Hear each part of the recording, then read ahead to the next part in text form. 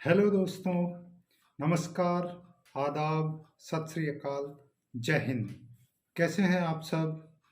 दोस्तों, आज हम चर्चा करेंगे मृदा परीक्षण यानी मिट्टी की जांच। दोस्तों, जिस प्रकार से स्वस्थ रहने के लिए हमें यानी मानव को समय समय पर अपने स्वास्थ्य की जांच आवश्यक होती है, ताकि ये हमें पता चल सके कि हम पूर्णतः स्वस्थ हैं या किसी प्रकार की किसी बीमारी से ग्रसित हैं। तो जिस प्रकार से हमें स्वस्थ रहने के लिए समय समय पर अपने स्वास्थ्य की आवश्यकता की जानकारी है, उसी प्रकार से जरूरी है अच्छी उपज के लिए, पौधों के अच्छे विकास के लिए, पौधों की अच्छी ग्रोथ के लिए जरूरी है समय समय पर मिट्टी की जांच। मिट्टी की जांच से हमें ये पता चलता है कि मिट्टी की उर्वरक क्षमता कितनी है, उसके द्वारा पौधों को जो पोषक तत्व है वो सप्लाई करने की क्षमता कितनी है, साथ ही साथ कौन से पोषक तत्व हमारी मृदा के अंदर कितनी मात्रा में उपलब्ध है, ये भी हमें मृदा परीक्षण के द्वारा मालूम होता है। विभिन्न प्रकार के शोध कार्यों के द्वारा यह पाया गया है कि मृदा में जो पोषक तत्व होते हैं उनमें से 17 प्रकार के जो पोषक तत्व हैं उनको इसेंशियल न्यूट्रिएंट्स यानी कि आवश्यक पोषक तत्वों की श्रेणी में रखा गया है। ये आवश्यक पोषक तत्व अन्य पोषक तत्वों के साथ साथ हमारी जो विभिन्न प्रकार की फसलें हम लेते हैं उनके लिए अति आवश्यक होते हैं। इन 17 पोषक तत्वों को हमने 2 कैटेगरीज के अंदर बांटा है। पहली कैटेगरी आती है हमारी मेजर न्यूट्रिएंट्स यानी कि जो प्रमुख रूप से आवश्यक होते हैं, अधिक मात्रा में जिनकी आवश्यकता पड़ती है। दूसरे होते हैं हमारे माइक्रोन्यूट्रिएंट्स यानी जिन्हें हम सूक्ष्म पोषक तत्व कह सकते हैं, और इन सूक्ष्म पोषक तत्वों की जो आवश्यकता है वो सूक्ष्म मात्रा में जरूरत होती है।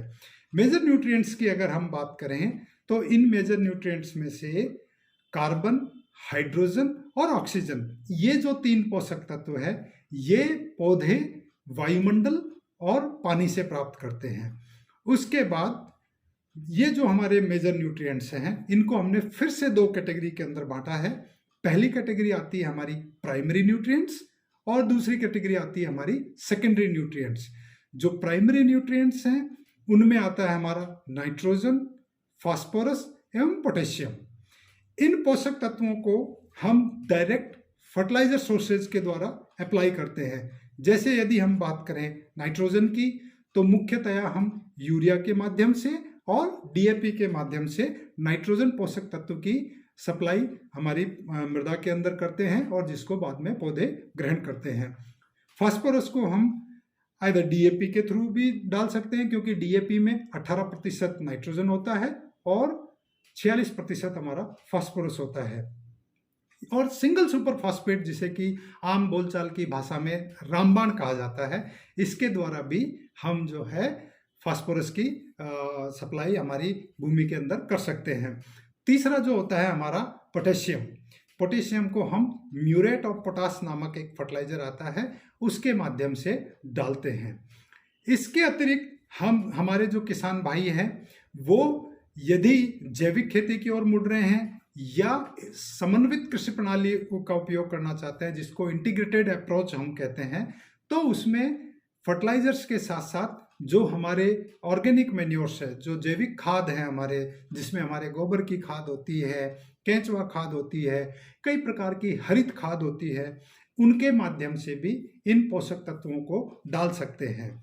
दूसरे हमारे आते हैं सेकेंडरी न्यूट्रिएंट्स जो कि मेजर न्यूट्रिएंट्स की कैटेगरी में ही आते हैं। इनमें मुख्य रूप से होता है हमारा कैल्शियम, सल्फर और मैग्नीशियम।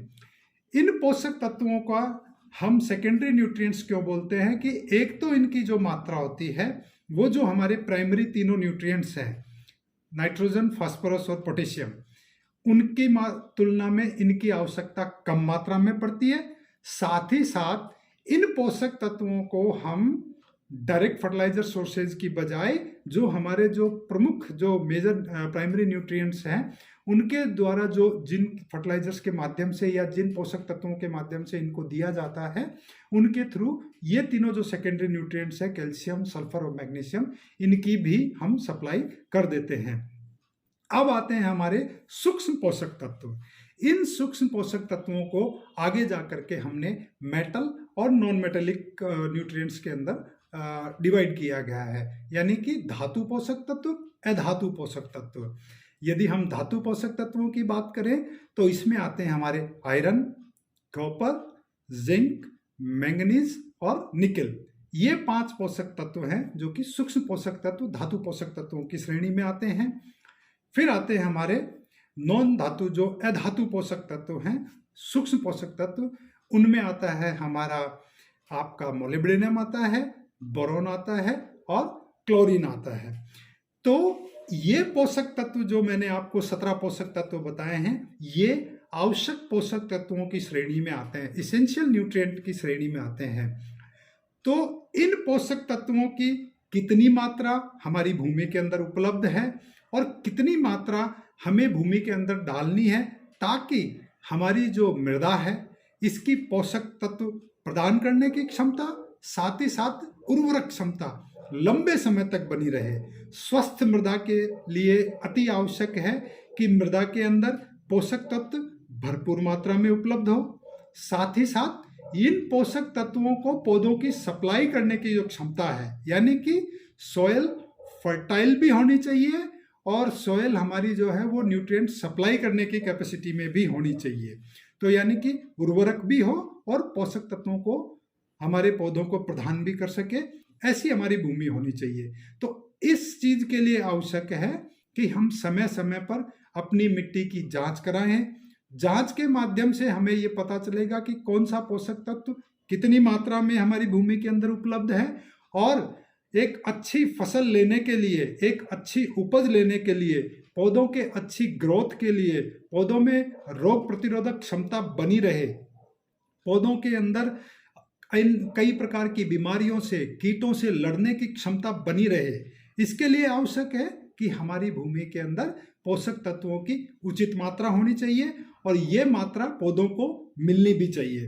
तो इसी के लिए जरूरी है कि हम समय समय पर अपनी मिट्टी की जांच करवाएं, और जांच कराने के बाद जो वैज्ञानिक तौर पर जो संस्तुति दी गई है कि किस फसल के लिए कितनी मात्रा में कितने पोषक तत्वों की आवश्यकता होती है, वो हम मृदा स्वास्थ्य के मृदा जो हमारी परीक्षण है उसके माध्यम से दे सकते हैं। हमारी आज जैसा कि आप सभी को विदित है, भारत सरकार ने एक बहुत ही महत्वाकांक्षी योजना सॉइल हेल्थ कार्ड स्कीम, मृदा स्वास्थ्य परीक्षण योजना लागू की, और इसके माध्यम से देश भर में अलग अलग जगह पर अलग अलग जो हमारी मृदा परीक्षण प्रयोगशालाएं, उनके माध्यम से लगभग 14 करोड़ किसानों की भूमि की जो है मृदा की जांच की गई, और उनको अलग अलग संस्थानों के माध्यम से अपने सॉइल हेल्थ कार्ड्स दिए गए, और इन सॉइल हेल्थ कार्ड के माध्यम से किसान भाइयों को ये पता चलता है कि उनकी भूमि में पोषक तत्वों की क्या मात्रा है, जो फसल चक्र वो अपनाना चाह रहे हैं उस फसल चक्र के लिए कितनी मात्रा में उनको जो पोषक तत्व है वो फर्टिलाइजर्स के माध्यम से देना चाहिए, कितनी मात्रा में वो हमारे जैविक खादों के माध्यम से देना चाहिए। देखिए, अगर आप जो पोषक तत्व है सिर्फ आप फर्टिलाइजर्स के माध्यम से देंगे तो चूंकि वो रासायनिक बेस्ड होते हैं तो वो लंबे समय तक हमारी मृदा की जो उर्वरक क्षमता है उसको बनाए नहीं रख सकते। इसलिए इसके लिए जरूरी है कि हम इंटीग्रेटेड अप्रोच लेके चलें कि पोषक तत्वों को हम जैविक और फर्टिलाइजर दोनों के माध्यम से दें, ताकि हमारी भूमि में हमारे न्यूट्रिएंट की मात्रा भी रहे, और जो हमारी भूमि की जो जैव विविधता है, जिसे हम जो बायोडाइवर्सिटी बोलते हैं, अलग अलग प्रकार के जो माइक्रो न्यूट्रिएंट पाए जाते हैं, उनको जो है वो भी बने रहें। तो दोस्तों, ये मैंने आपको बताया कि मृदा परीक्षण क्यों जरूरी है और मृदा परीक्षण के माध्यम से हम क्या करते हैं। अगले वीडियो में मैं आपको ले चलूंगा हमारी मृदा परीक्षण प्रयोगशाला में, जहां पर मैं आपको दिखाऊंगा कि हम किस प्रकार से विभिन्न उपकरणों के माध्यम से मृदा की जांच करते हैं, और मैं आपको दिखाऊंगा कि किस किस पोषक तत्व के लिए हम किस प्रकार की विधियों का उपयोग करते हैं। तो दोस्तों, यदि आपको मेरा वीडियो अच्छा लगे तो इस वीडियो को लाइक करें, चैनल को सब्सक्राइब करें, अपने दोस्तों के साथ शेयर करें। यदि आपको मेरे वीडियो में किसी प्रकार की कोई कमी नज़र आती है तो कमेंट बॉक्स में जाकर के आप मुझे बताएं कि मुझे यहाँ वीडियो में इस प्रकार की सुधार की ज़रूरत है तो मैं ज़रूर अगले वीडियो में उस कमी को दूर करूँगा। ओके दोस्तों, मिलते हैं अगले वीडियो में मृदा परीक्षण लेबोरेटरी में। तब तक के लिए धन्यवाद। जय हिंद। Good bye.